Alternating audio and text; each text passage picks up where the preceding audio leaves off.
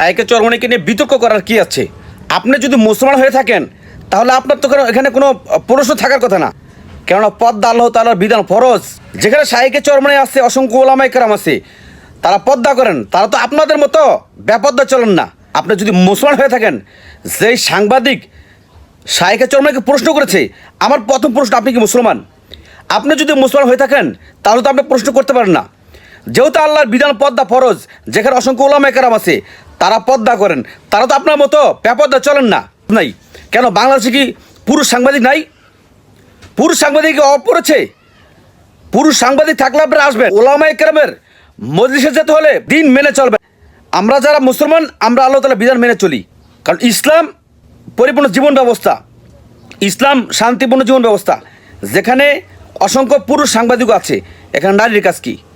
যেখানে ওলামায়ে কেরাম আছে, এখানে নারীর কাজ কি?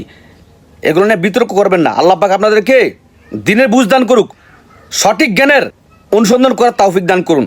আমিন।